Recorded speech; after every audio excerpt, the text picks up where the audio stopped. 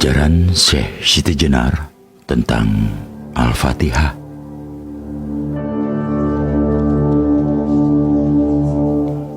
Menurut Syekh Siti Jenar, bahwa Al-Fatihah adalah termasuk salah satu kunci sahnya orang yang menjalani laku manunggal atau ngibadah.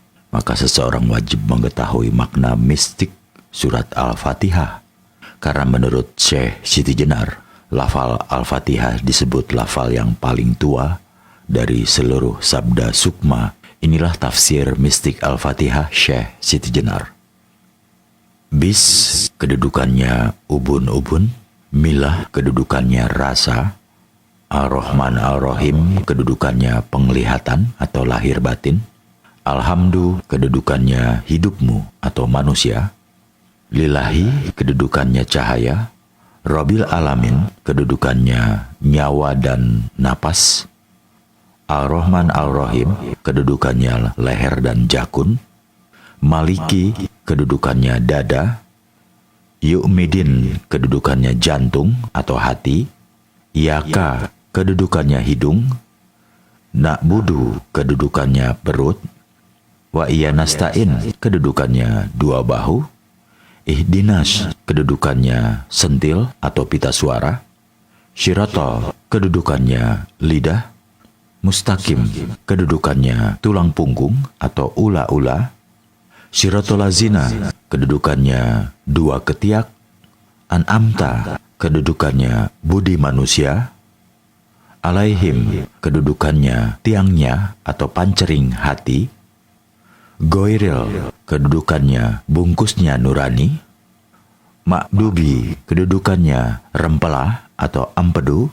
Alaihim, kedudukannya dua betis.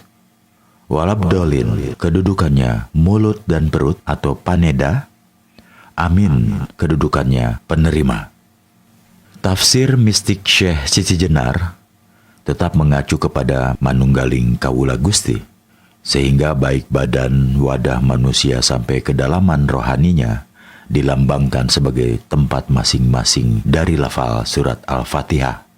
Tentu saja pemahaman itu disertai dengan penghayatan fungsi tubuh. Seharusnya masing-masing dikaitkan dengan makna surahi dalam masing-masing lafaz. Maka akan ditemukan kebenaran tafsir tersebut. Apalagi kalau sudah disertai dengan pengalaman rohani atau spiritual yang sering dialami.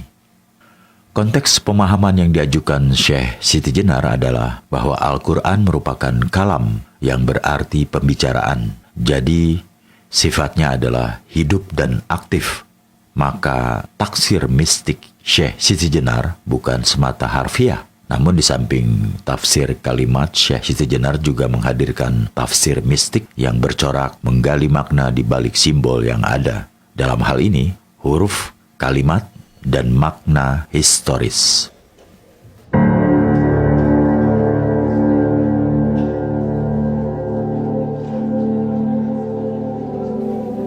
Di dunia ini, kita merupakan mayat-mayat yang cepat juga akan menjadi busuk dan bercampur tanah. Ketahuilah juga apa yang dinamakan kaula Gusti tidak berkaitan dengan seorang manusia biasa seperti yang lain-lain. Kaula dan Gusti itu sudah ada dalam diriku. Siang malam tidak dapat memisahkan diriku dari mereka. Tetapi hanya untuk saat ini, nama kaula Gusti itu berlaku, yaitu selama saya mati.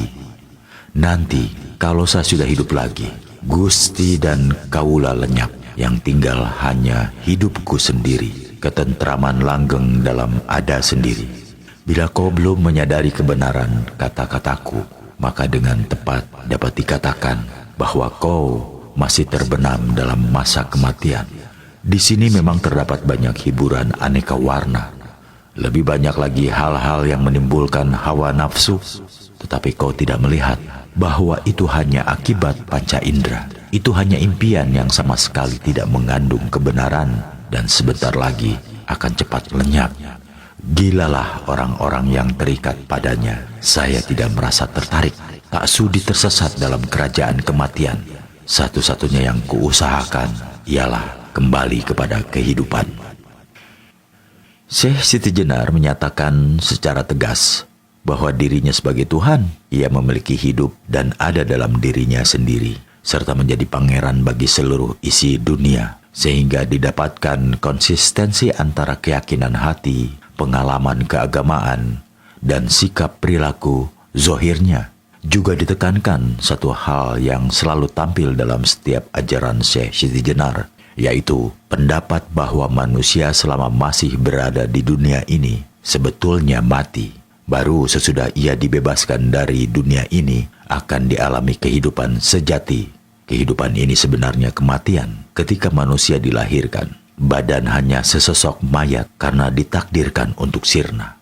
Dunia ini adalah alam kubur, di mana roh suci terjerat badan wadah yang dipenuhi oleh berbagai goda nikmat yang menguburkan kebenaran sejati dan berusaha mengubur kesadaran ingsun sejati.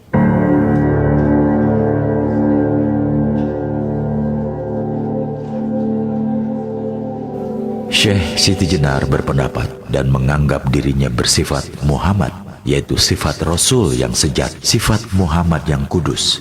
Ia berpendapat juga bahwa hidup itu bersifat baru dan dilengkapi dengan panca indera. Panca indera ini merupakan barang pinjaman yang jika sudah diminta oleh empunya akan menjadi tanah dan membusuk, hancur lebur, bersifat najis. Oleh karena itu, panca indera tidak dapat dipakai sebagai pedoman hidup. Demikian pula budi, pikiran, angan-angan, dan kesadaran berasal dari panca indera, tidak dapat dipakai sebagai pegangan hidup. Akal dapat menjadi gila, sedih, bingung, lupa tidur, dan seringkali tidak jujur. Akal itu pula yang siang malam mengajak dengki, bahkan merusak kebahagiaan orang lain. Dengki dapat pula menuju perbuatan jahat, menimbulkan kesombongan, untuk akhirnya jatuh dalam lembah kenistaan, sehingga menodai nama dan citranya. Kalau kamu ingin berjumpa dengan dia, saya pastikan kamu tidak akan menemuinya, karena Kiai Ageng berbadan sukma mengheningkan puja gaib, yang dipuja dan yang memuja, yang dilihat dan melihat, yang bersabda sedang bertutur, gerak dan diam bersatu tunggal. Nah, buyung yang sedang berkunjung lebih baik kembali saja. Ini adalah pandangan Syekh Siti Jenar tentang psikologi dan pengetahuan. Menurut Syekh Siti Jenar, sumber ilmu pengetahuan itu terdiri atas 3 macam: panca indera, akal nalar, dan intuisi atau wahyu. Hanya saja panca indera dan nalar tidak bisa dijadikan pedoman pasti. Hanya intuisi yang berasal dari orang yang sudah manunggalah yang betul-betul diandalkan sebagai pengetahuan.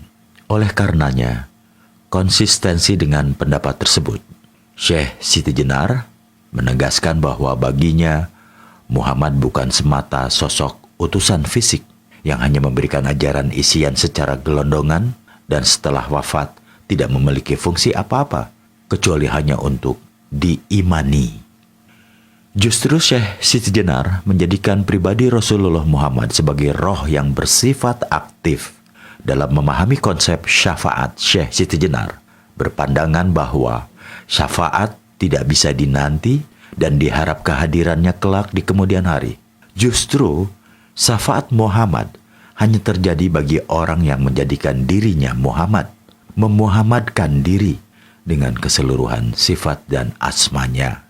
Rahasia asma Allah dan asma Rasulullah adalah bukan hanya untuk diimani, tetapi harus merasuk dalam pribadi, menyatu tubuh dan rasa. Itulah perlunya Nur Muhammad untuk menjadi cahaya dengan sang cahaya, dan itu semua bisa terjadi dalam proses manunggaling Kawula Gusti.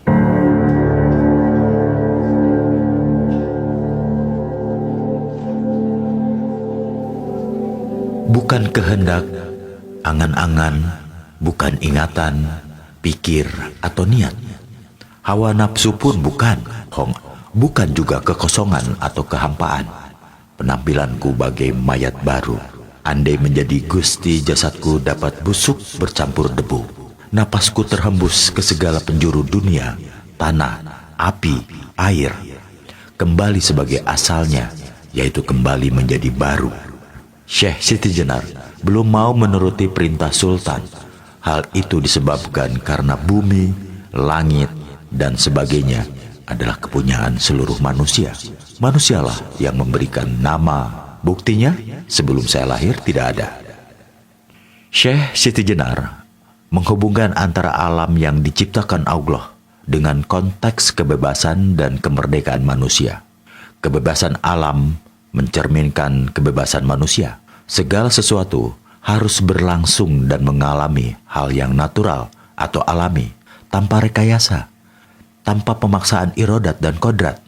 Maka ketidakmauannya memenuhi panggilan sultan dikarenakan dirinya hanyalah milik dirinya sendiri.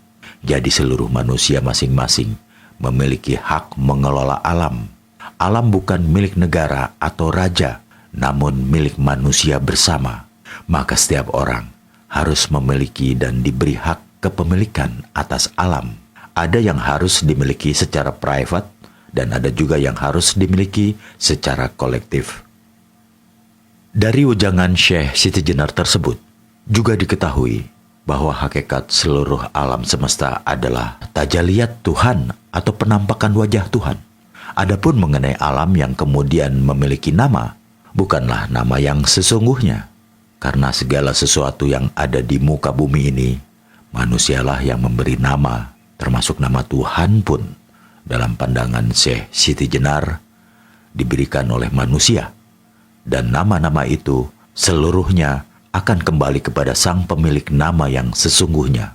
Memang nama itu perlu, namun jangan sampai menjebak manusia hanya untuk memperdebatkan nama.